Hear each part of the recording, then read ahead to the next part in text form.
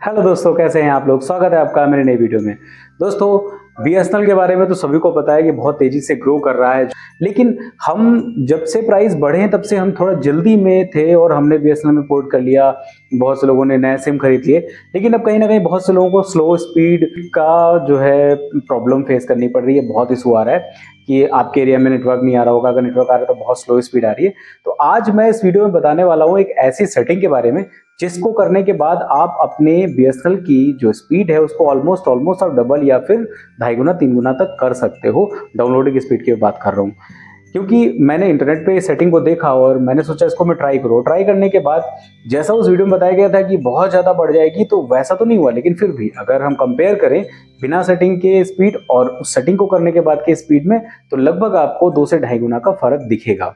तो ये सेटिंग के बारे में आपको वीडियो में बताऊंगा, पूरी वीडियो में बने रहिए और आप देखिए, इसको ट्राई करिए। हो सकता है आपके एरिया में अगर स्लो स्पीड चल रही हो बीएसएनएल की, तो इस सेटिंग को करने के बाद में भी आपकी स्पीड भी डबल या फिर 3 गुना हो जाए, जो नॉर्मल स्पीड आ रही है बीएसएनएल की उसकी।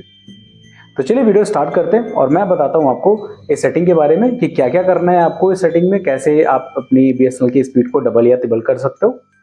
नमस्कार दोस्तों, मेरा नाम है अनूप, आप देख रहे हैं टेक एंड ट्रेंड्स।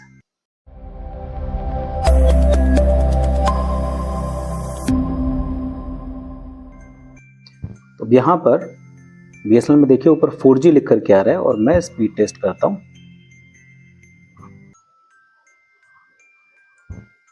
यहाँ पे मैंने स्पीड टेस्ट पे टच किया और स्पीड टेस्ट करते हैं।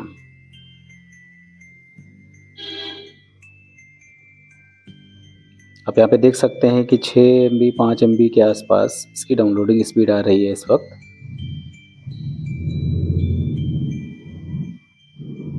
अपलोडिंग स्पीड लगभग 1.5 से 2 MB तक जा रही है।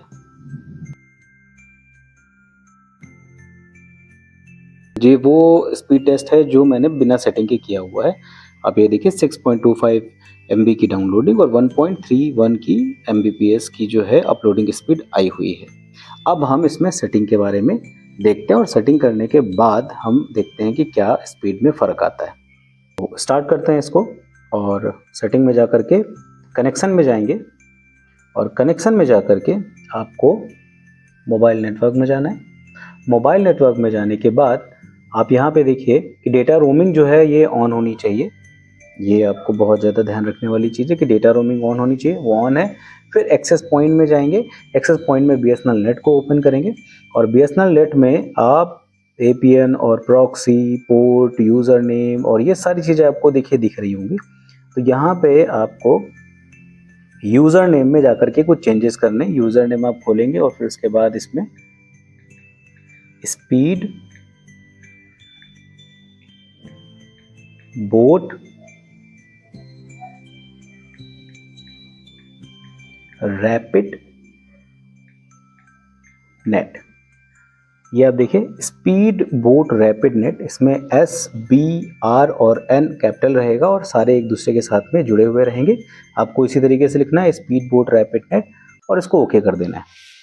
फिर उसके बाद पासवर्ड में कुछ भी नहीं डालना है। सर्वर में जाकर के हमें यहाँ पर भी कुछ चेंजेस करने पड़ेंगे। www.google और .com।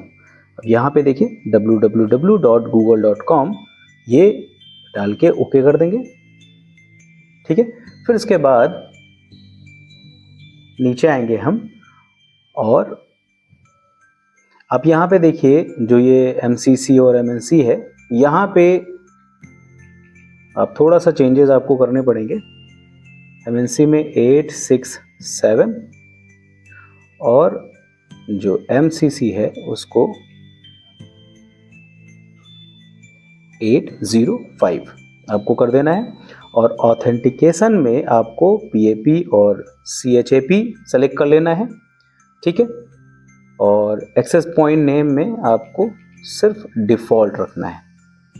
ठीक है, APN प्रोटोकॉल जो है ये APv4/APv6 ये दोनों रहेंगे और रोमिंग प्रोटोकॉल में भी सेम वही चीज़ रहेगी, आपको वही करना है।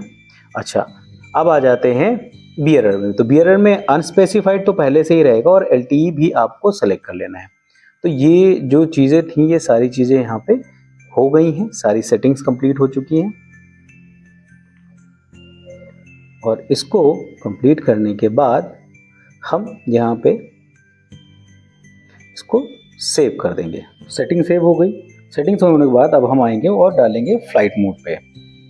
फ्लाइट मोड ऑन कर लेंगे और फ्लाइट मोड ऑन करने के बाद फिर से उसको ऑफ कर देंगे और मोबाइल डेटा ऑन कर लेंगे। मोबाइल डेटा ऑन कर लेंगे तो आप देख सकते हो कि मोबाइल डेटा जैसे हम ऑन करते हैं तो ऊपर वो 4G लिख करके आ जाता है। अब हम यहाँ पे फिर से स्पीड टेस्ट करेंगे। तो स्पीड टेस्ट करने के लिए हम गूगल खोलेंगे और स्पीड टेस्ट का जिस वेबसाइट से किया था उसी वेबसाइट से फिर से कर रहे हैं स्पीड टेस्ट। और रन स्पीड टेस्ट पे जैसे ही हम क्लिक करेंगे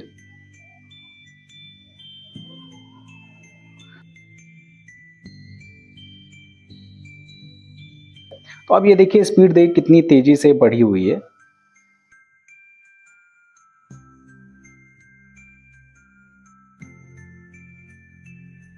अब देखिए 13-14 Mbps मतलब 14.5 Mbps के आसपास डाउनलोडिंग स्पीड आ चुकी है और ये अगर 6 Mbps से कंपेयर किया जाए तो लगभग 2.5 गुना के आसपास है।